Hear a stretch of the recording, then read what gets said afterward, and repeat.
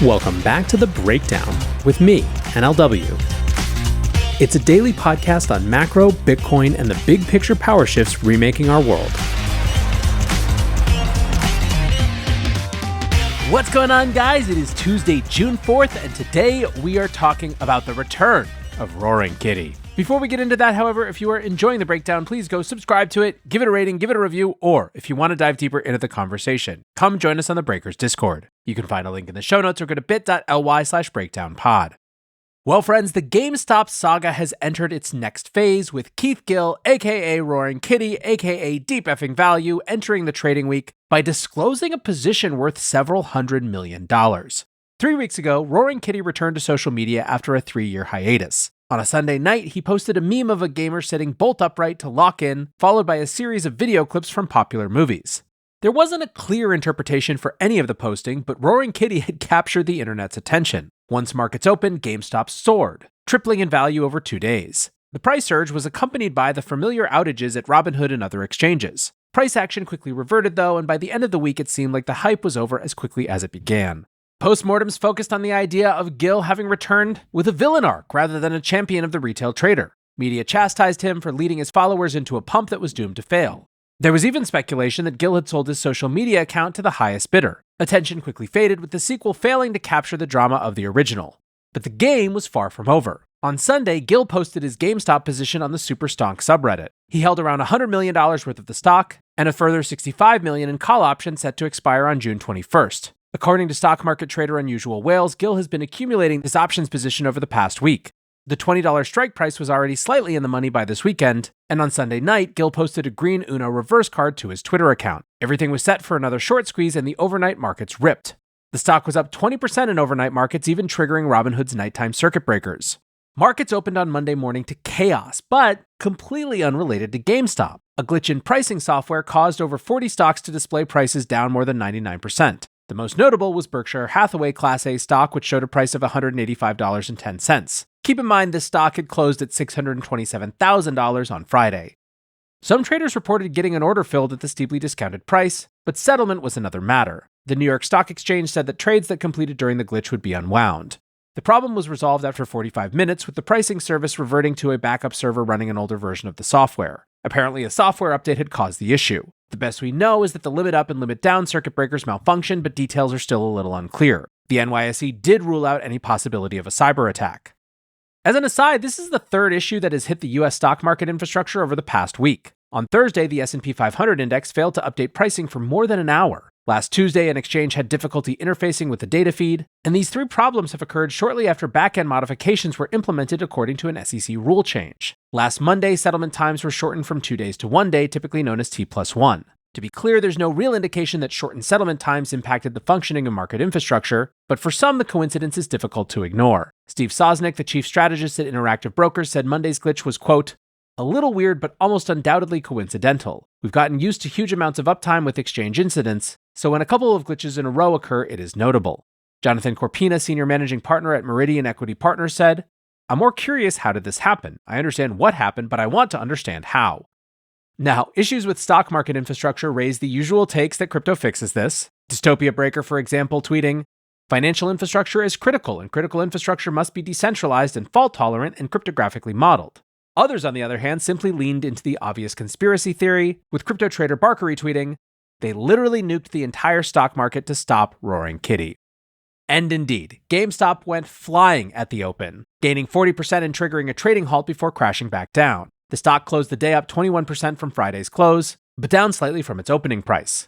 Overall, the price action was much more subdued compared to what happened 3 weeks ago. GameStop faltered at a high of $40 compared to a $65 peak the last time around. During the day, notorious short seller Citron Research presented their take, tweeting, what made Keith Gill, aka Kitty, interesting initially was his authenticity. He shared a detailed investment thesis and put his money where his mouth was, which combined with a high short interest and a restless country and boom, investing history. This time it feels different. Now with GameStop, he posts with a large account and a significant near-term option position, appearing more like manipulation without a solid thesis. Considering the stock is now 2,000% higher than his initial video almost 4 years ago. We believe someone is backing Gill. There's no way he made this size trade alone. His reported finances don't support this trade. Investors will see through this roaring Icarus. Citron had been one of the major antagonists during the 2021 GameStop incident. The firm was short GameStop and reportedly incurred more than a 100% loss on the position. After the pump a few weeks ago, Citron disclosed that they had once again shorted the stock. The question of Roaring Kitty's capacity to put on such a large trade is a fair one. During congressional hearings, Gill said that he had walked away from the 2021 short squeeze with around $50 million. Now, who knows how that had grown over the previous couple of years, and if he profited from that pump from 3 weeks ago, it's possible that he had the bankroll to fund the $165 million position heading into this week. After the Monday close, Gill posted on Superstonk to show that he had carried the entire position into the evening. The paper gains were around $78 million across the stocks and options. He could have sold his calls at the open for around $200 million in profit, but chose to let it ride. The internet's favorite hero narrative is that Gill is trying to run this position up to $1 billion.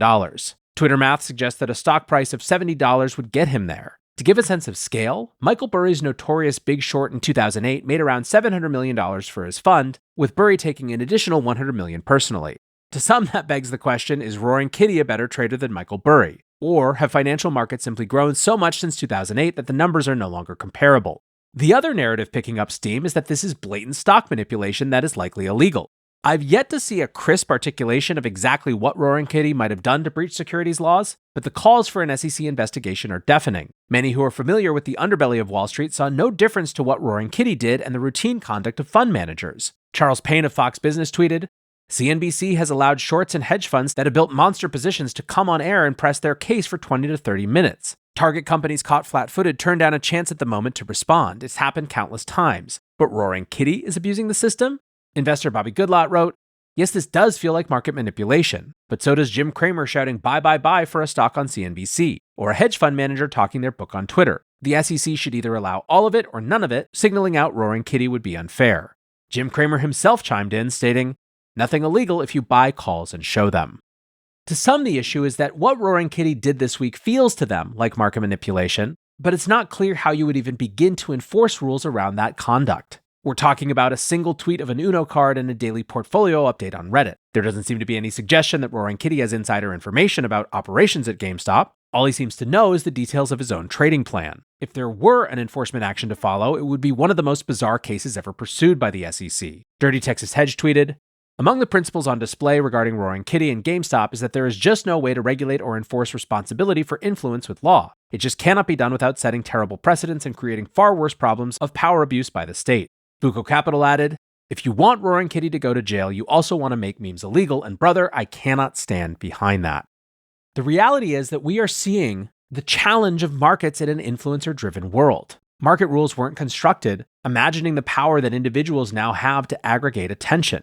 Now, partway through the trading day, the Wall Street Journal reported that E-Trade was considering banning Roaring Kitty from their platform. His public position appears to be run entirely through a retail account held with the Morgan Stanley-owned brokerage. E-Trade has declined to comment, but the reporting suggests that executives are discussing whether the conduct amounts to market manipulation. In addition to E-Trade, CNBC reported that discussions are underway at the SEC. The agency doesn't confirm or deny the status of investigations, but at this stage it sounds like there's only preliminary discussions about whether or not this conduct is illegal.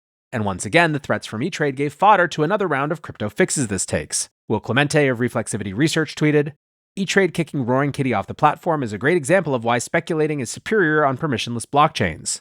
Crypto trader Barovic commented, Roaring Kitty is making too much money, so now the SEC has to step in and his brokerage wants to kick him out. This is all very bullish for crypto. You can't kick someone off the blockchain. Angel investor Otto Suwin tweeted, it's hilarious that E-Trade would even consider shutting down Roaring Kitty's account. This is the biggest possible advertisement for crypto ever. Others made the point that E-Trade is stuck in a no-win situation. If they kick Roaring Kitty off the platform, they will no doubt lose a ton of business. They could also trigger a massive Streisand effect, raising the profile of this iteration of the GameStop saga.